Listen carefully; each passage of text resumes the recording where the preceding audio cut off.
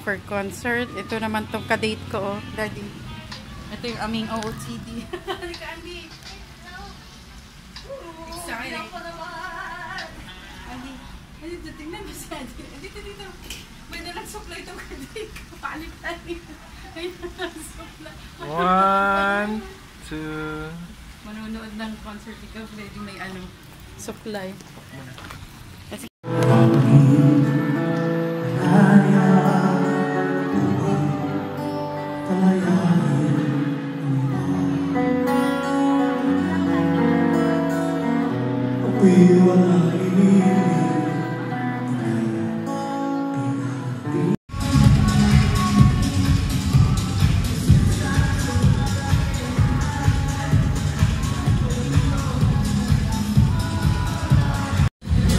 Number 4.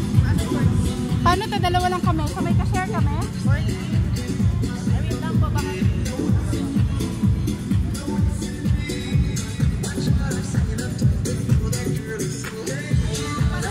Ha? May gusto ako if ever lang. At may suka yung balon. Baka may gusto ko yung order ito. Mamaya na. Sige. Mamili na lang po kayo. Iwan nyo lang. Picture ang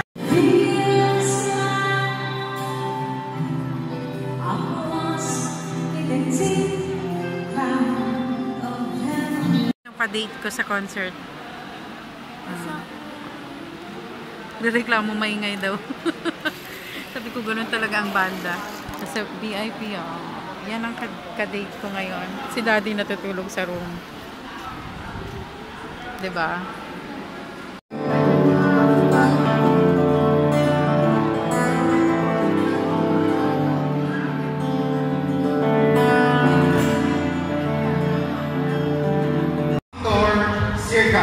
At ang kasama niya po mag-perform ngayon ay ang kaibigan ko ni Sir Freddy Aguilar way back 1979. A folk singer. Palakpakan po natin si Sir. Order kami. Welcome. Ginawa ko ng kanta, ginuhin mo, isinarawan ng karamdaman.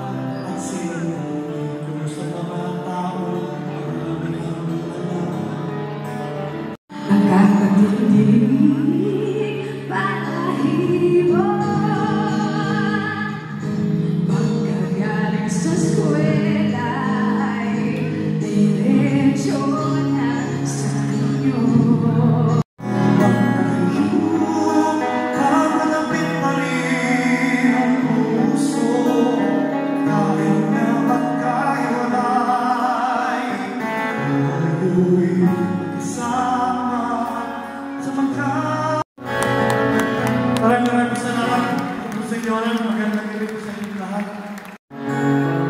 Ang bawat sila ay isa katipusan ay tutulong aming sila. Hindi pa. Thank you. Maraming salamat. Magandang sa photo. Si Amang Pinto.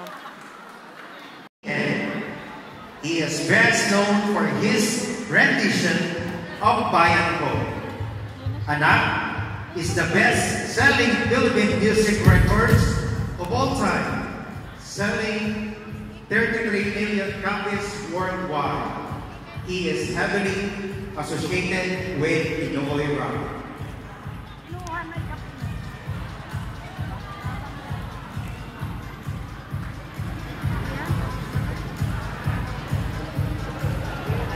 Full house, puno.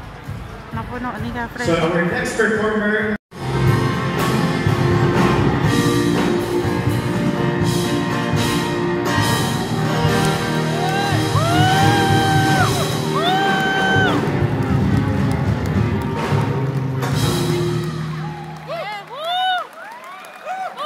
Salamat po at magandang gabi po muli sa inyo lahat. Ayos ba kayo dyan? Kayo ba'y kumain na lahat? Yes! Opo!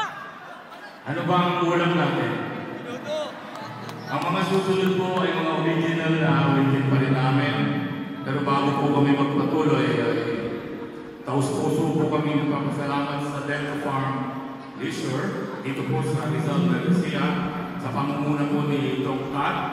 Doc Kat, maraming salamat po at nabalik na naman po kami dito sa inyong lugar. Napakaganda po ng lugar dito, Doc, at salamat sa inyong pamilya din. Salamat po sa inyo lahat. At salamat po sa lahat po ng mga dumalo ngayong gabi. Maraming salamat po sa inyo lahat.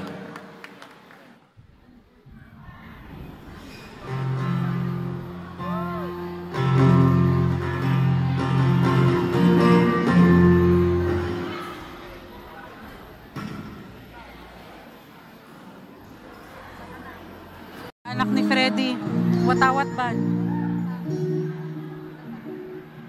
Tahanin ang daan ang kiya sa dalampasigan. Damay ng kabayan laban sa kasinungalingan. Bayanihan ang kailangan hanggang kaibuturan, karangalan, kariwasaan ng kaharian. Tanghalan ng kapisanan ng ating kaisahan, kapulungan ng kapuluan ay kapupunan ng sambayanan. Upang magulubihan ng kasakiman, umpisahang kumailan lang ang hakbang ng paninindigan na ang bawat nalawigan ng isang pinaglalaban na Islam ang makamtanang nararapat na kapalan. At siya ang maawakan ng mundong ng kalayaan, pagmamahalan, respeto, kapayapaan. Biktima.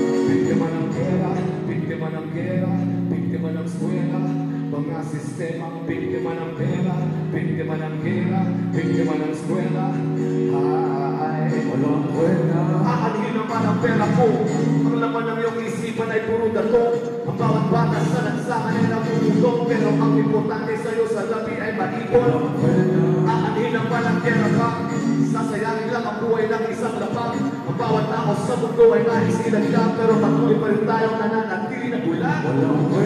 Aanin naman ang swela lang. Paulit-ulit lamang ang itinuturo sa mga bata. Ang bawat estudyante ay pinagkakita ng pera. Pero taon-taon, ito pa rin ang magtakas ng kulta. Walang kwenta. Mga bagay na to'y walang kwenta.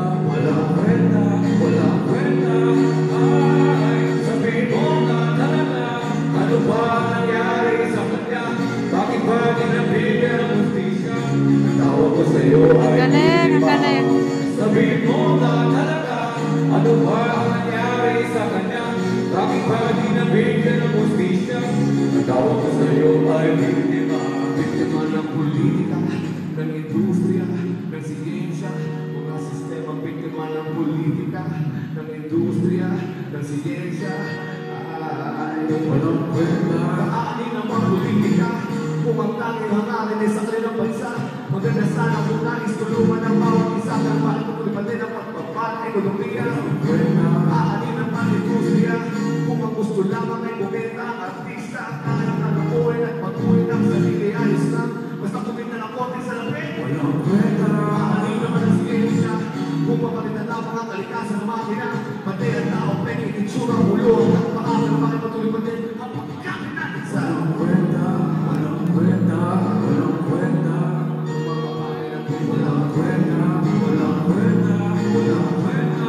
Ay, sabihin mo na talaga, ano ba nangyari sa kanya? Bakit ba ginabigyan ng hustisya? Tawag ko sa'yo ay biktima. Sabihin mo na talaga, ano ba nangyari sa kanya? Bakit ba ginabigyan ng hustisya? Tawag ko sa'yo ay biktima. Sabihin mo na talaga, ano ba nangyari sa kanya? Bakit ba ginabigyan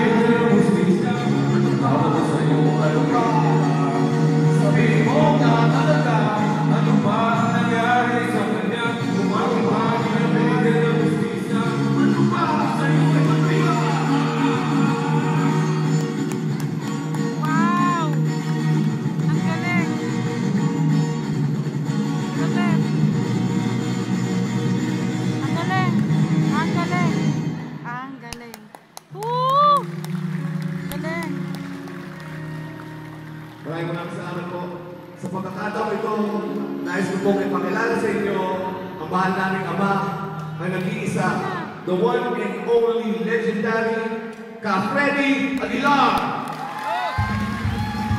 Yes!